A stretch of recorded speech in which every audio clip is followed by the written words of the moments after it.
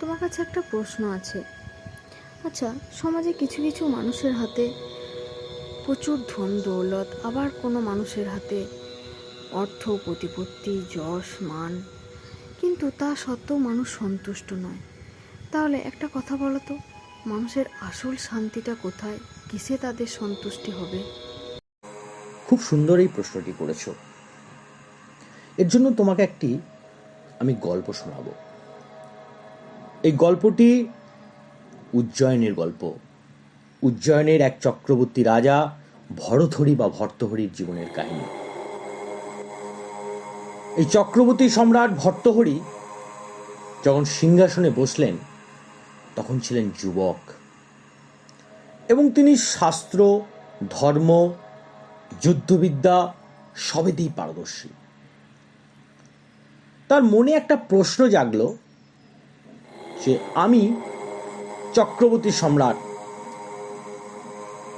আমি সমস্ত প্রজার দুঃখ দুর্দশা দূর করি, কিন্তু আমার মনে কেন বারবার অশান্তি জাগে, আমার মন কেন ব্যাকুল হয়ে ওঠে। তাই আজ থেকে আমি আমার মনের সমস্ত ইচ্ছা পূরণ করব। এই জন্য তৎক্ষণাৎ তিনি চোখ বন্ধ করে ভাবলেন যে তার মন এই মুহূর্তে কি চায়। তিনি দেখলেন যে এই মুহূর্তে তিনি চাইছেন এই জগতের, এই বিশ্বের সব থেকে সুন্দরী একটি মহিলাকে। তিনি চক্রবর্তী রাজা ছিলেন। তৎক্ষণাৎ ঘোষণা করলেন সমস্ত গুপ্তচরদের, তার মন্ত্রীদের, যে এই জগৎ ঘুরে, এই বিশ্ব ঘুরে সব থেকে সুন্দরী মহিলাদের তুমি নিয়ে এসো, আমি তার মধ্যে একজনকে আমি বিবাহ করব। রাজার কথা মতো কাজ। কয়েকদিনের মধ্যে প্রায় 1000 সুন্দরী সুন্দরী রমণী তার রাজসভায় হাজির করা হলো। তাদের মধ্যে রাজার পিঙ্গলা নামে একটি মহিলাকে খুব ভালো লেগে গেল এবং তাকে বিবাহ করলেন। বিবাহ করার কয়েকদিন পরও দেখলেন তার মনের ভেতরে সেই আশা, আকাঙ্ক্ষা, নিরাশা রয়েই যাচ্ছে। তাই তার ভাই বিক্রমাদিত্যকে ডাকলেন এবং বললেন, আজ থেকে এই সিংহাসনের দায়িত্ব তোমার। আমি একান্তে পিঙ্গলার সঙ্গে থাকব এবং তার ব্যবস্থা তুমি করো, এবং আমি কোনো রকম রাজকার্যে, কোনো রকম প্রজাহিতৈষী কার্যে বা সাংসারিক কোনো কার্যে আমি লিপ্ত থাকব না। শুধুমাত্র আমি পিঙ্গলার সঙ্গে জীবনযাপন করতে চাই। রাজার কথা মতো তাই কাজ হলো। রাজা বিক্রমাদিত্য কয়েক মাসের মধ্যে তার রাজপ্রাসাদ থেকে কিছুটা দূরে একটা বিরাট প্রাসাদ নির্মাণ করে দিলেন এবং সুন্দর পরিখা দিয়ে ঘিরে দিলেন, যাতে কোনোরূপ শত্রু তাদেরকে আক্রমণ করতে না পারে। এছাড়া তিনি কয়েকজন গুপ্তচর ওই পরিখার চারিদিকে নিয়োগ করে দিলেন, যে রাজামশাই যখন এখানে থাকবেন তার জন্য কোনো সমস্যা না হয় এবং কোনো শত্রু যাতে আক্রমণ না করতে পারেন তার ব্যবস্থার জন্য এইগুলি সব করলেন। পরীক্ষাটা পেরিয়ে গিয়ে রাজমহলে ঢোকার চাবি শুধুমাত্র দুজনার হাতে দিলেন। একটা হচ্ছে রাজামশাই আর একটা তার স্ত্রী পিঙ্গলার হাতে। তারা চাইলে কেউ ওই রাজমহলে ঢুকতে পারবে এবং বেরোতে পারবে। রাজামশাই সেই রাজমহলে শিফট হয়ে গেলেন। এদিকে বিক্রমাদিত্য রাজা হয়ে গেলেন সিংহাসনে বসে। কয়েকদিনের মধ্যেই তিনি উপলব্ধি করলেন যে তার ভ্রাতা সম্পূর্ণরূপে তাদের সঙ্গে যোগাযোগ বিচ্ছিন্ন করে দিয়েছেন। ভ্রাতাও যথাসম্ভব শান্তিতে আনন্দে থাকার জন্য পিঙ্গলাকে প্রচণ্ড ভালোবেসে ফেললেন, এবং এই ভালোবাসা এক পর্যায়ে এমন জায়গায় গেল যে রাজামশাই 1 সেকেন্ডের জন্য পিঙ্গলাকে ছাড়া থাকতে পারে না। কয়েকদিন পর একটি বিপদ এসে উপস্থিত হলো। একদিন পিঙ্গলা তার রাজমহলের পেছনের জানলা দিয়ে যখন উঁকি মারলেন, দেখলেন এক অশ্বাপাল ঘোড়াগুলিকে স্নান করাচ্ছে। এবং অশ্বপালের চেহারা, সুঠাম চেহারা, বলিষ্ঠ তার গঠন এবং তার রূপ দেখে পিঙ্গলা মুগ্ধ হয়ে গেলেন এবং মনে মনে একতরফা ভালোবাসা তার জন্মে গেল। তিনি ইশারার মাধ্যমে অশ্বপালকে ডাকলেন এবং বললেন যে রাজামশাই রাত্রে যখন ঘুমিয়ে পড়বেন আমি পরীক্ষার দরজা খুলে দেব, তুমি রাত্রে আসবে এবং পরের দিন ভোরে তুমি এখান থেকে চলে যাবে, কারণ আমি তোমাকে ছাড়া আর কিছু ভাবতে পারছি না। ঠিক তাই হতে লাগলো। কিন্তু বিক্রমাদিত্যের যারা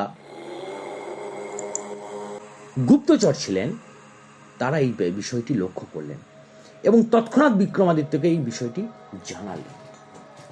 বিক্রমাদিত্য দেখলেন এ তো মহাবিপদ, এতে তার দাদার বিরাট বড় ক্ষতি হয়ে যাবে।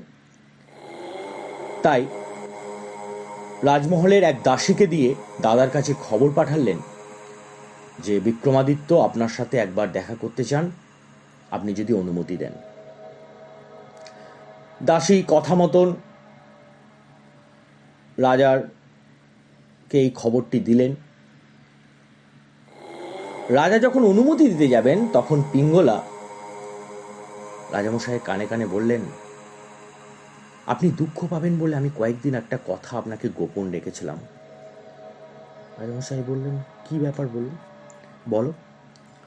বললো, আপনার ভাই বিক্রমাদিত্য স্বভাব চরিত্র কিন্তু খুব একটা ভালো নয়। ও কয়েকদিন ধরেই আমাকে কুদৃষ্টিতে দেখছে এবং আমাকে পাওয়ার তীব্র বাসনা জাগিয়েছে। আমি কোনরূপ সাড়া না দেওয়ায় আপনাকে মারার ষড়যন্ত্র করছে। ভর্তহরি কিন্তু স্ত্রীর প্রেমে এতটাই মোহ ছিল যে সে কোনটা ভুল কোনটা ঠিক সেই মুহূর্তে বুঝতে পারল না।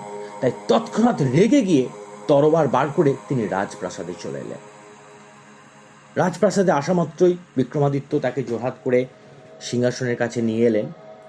তখন বললেন যে তোমাকে সাবধান করে দিচ্ছি, এক মুহূর্ত তুমি এখানে আর থাকবে না। তুমি এই মুহূর্তে তোমার রাজমুকুট সিংহাসনে নামিয়ে এখান থেকে চলে যাও। বলছে, কেন ভ্রাতা, আমার অপরাধ? বলছে, তোমার কোনো কথা আমি শুনতে চাই না। তুমি যা ভুল করেছো সেই ভুলের শাস্তি অনেক বড় হতে পারতো, কিন্তু আমি তোমাকে এখান থেকে নির্বাসন দিচ্ছি। বিক্রমাদিত্য বুঝলেন যে এটা একটা গভীর চক্রান্তের শিকার হয়ে পড়েছেন।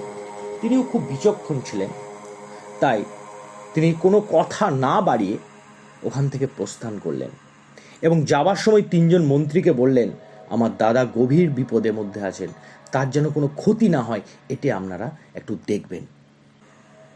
বেশ কয়েক মাস পর রাজা বিক্রমাদিত্যের কথাতে এক ঋষি রাজসভায় এসে উপস্থিত হলেন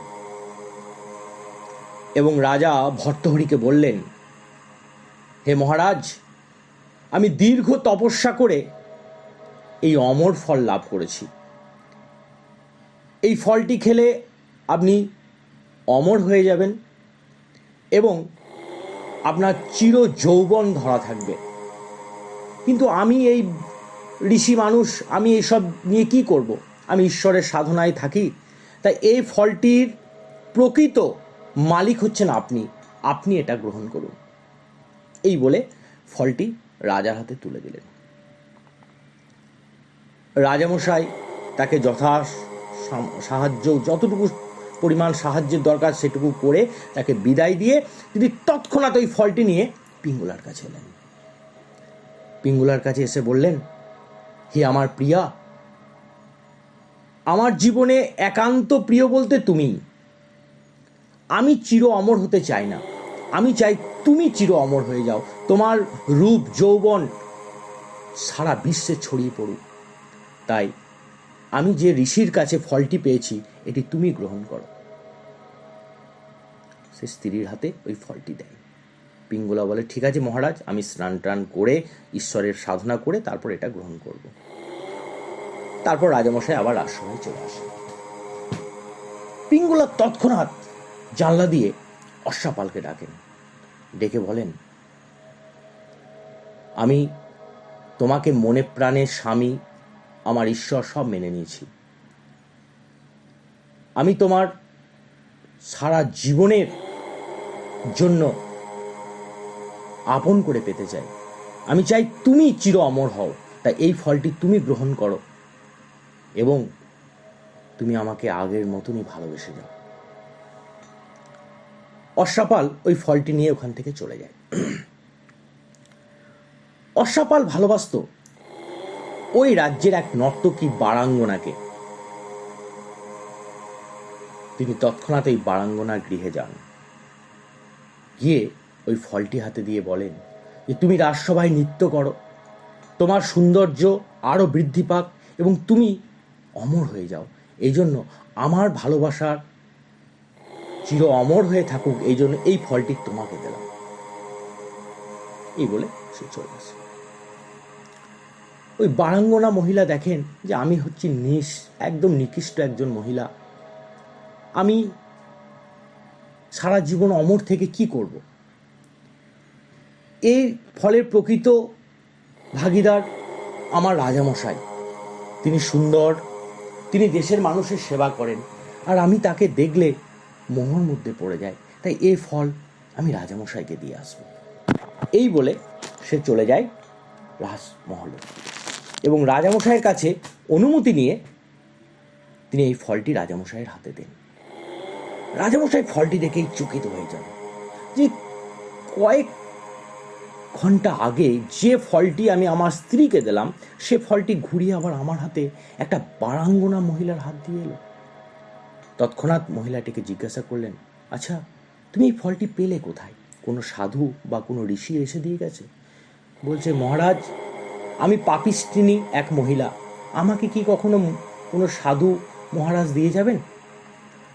এটি আমার এক নাগর অশ্বাপাল আমাকে দিয়ে গেছেন, আমি তার কাছ থেকেই পেয়েছি। তিনি নর্তকীকে যথাসামান্য সাহায্য করে ওখান থেকে বিতাড়িত করে অশ্বাপালকে ডেকে পাঠালেন। ডেকে পাঠানোর পর অশ্বাপালকে জিজ্ঞাসা করলেন, তোমার কাছে দুটি চয়েস আছে, একটা সত্য কথা বলার, একটা মিথ্যা কথা বলার। সত্য কথা বললে তোমাকে আমি জীবনদান করব, আর যদি মিথ্যা কথা বলো তোমাকে তৎক্ষণাৎ আমি মৃত্যুদণ্ড দেবো। বলো এই ফলটি তুমি পেলে কোথায়? অশ্বাপাল ভয়ে জীবন বাঁচানোর জন্য বলে, এ ফল আমি রাজমাতা পিঙ্গলার কাছে পেয়েছি। রাজামশাই হাসলেন, তারপর তাকে বিতাড়িত করলেন। তিনি পিঙ্গলাকে ডেকে পাঠালেন। পিঙ্গলা রাজ দরবারে এসে দাঁড়ালেন। দাঁড়ানোর পর রাজামশাই তরবারটা বার করলেন, বার করে সবাইকে বললেন, দেখুন আমাদের ঋষি মুনিদের ক্ষমতা, উনি যে অমর ফল দান করেছেন, এই ফলের জন্য আমি আমার স্ত্রীকে দুয়াতখানা করে দেবো, তারপরও তিনি বেঁচে যাবেন। সঙ্গে সঙ্গে তার স্ত্রী জোড়হাত করে বলছেন, আমি ওই ফল ভক্ষণ করিনি। তখন রাজামশাই একটু হাসলেন এবং বললেন, আমি চক্রবর্তী সম্রাট, আমার ধন সম্পত্তি অর্থের কোনো অভাব নেই, আমি বলিষ্ঠ, আমি সুদর্শন, তা সত্ত্বেও আমার স্ত্রী আমার প্রতি আসক্ত নয়, সে আসক্ত এক অশ্বাপালের প্রতি। অশ্বাপাল যে বিশ্ব সুন্দরী পিঙ্গলাকে পেয়েছে তাতেও সে আকৃষ্ট নয়, সে আকৃষ্ট এক বারাঙ্গনা বেশ্যার প্রতি। এবার ভেবে দেখুন আমার কি করা উচিত। আমি সুখ শান্তি খুঁজতে গিয়েছিলাম বিশ্ব সুন্দরী নারীর দ্বারা, কত বড় মূর্খ আমি। তাই আজ থেকে আমি এই সিংহাসন ত্যাগ করলাম, আমার ভ্রাতা বিক্রমাদিত্যকে এই সিংহাসনের দায়িত্ব দিচ্ছি। এই বলে তিনি ওখান থেকে প্রস্থান করলেন এবং প্রকৃতপক্ষে তিনি এই সন্ন্যাস ধর্ম গ্রহণ করে প্রকৃত ঋষি হয়ে উঠলেন এবং পরপর 3টে বই রচনা করলেন, বৈরাগ্য শতক, নীতি শতক ও শৃঙ্গার শতক। আমার এখান থেকে একটাই কথা, যে প্রকৃত শান্তি তাহলে কোথায়? রূপ সৌন্দর্য অর্থ, প্রতিপত্তি, ক্ষমতা কোনোটাতেই প্রকৃত সুখ নেই। প্রকৃত শান্তি একমাত্র ঈশ্বর সাধনায়, ঈশ্বরের নাম ডাকে। তোমার মনের সমস্ত অন্ধকার দূর করবে ঈশ্বরের নাম ডাকে। মন হচ্ছে সব থেকে অপবিত্র একটি জিনিস, যাকে যত দেবে তত চায়। কিন্তু তুমি ঈশ্বরকে সমর্পণ করো, তোমার মনটাকে ঈশ্বরকে সমর্পণ করো। দেখো, একবেলা খাবার খেয়েও তুমি যে শান্তিটা পাবে, সেটা রাজভোগ মুন্ডা মিঠাইও তা পাবে না। তাই ঈশ্বরের নাম ডাক করো, ঈশ্বরকে সাধনা করো। সংসার জীবনের থেকেই এগুলি সম্ভব। তুমি সব কিছু ঈশ্বরের পায়ে সমর্পণ করে বলো, হে ঈশ্বর, যা দিয়েছ আমি তাতেই খুশি, শুধু তুমি আমার পাশে থেকো। নমস্কার।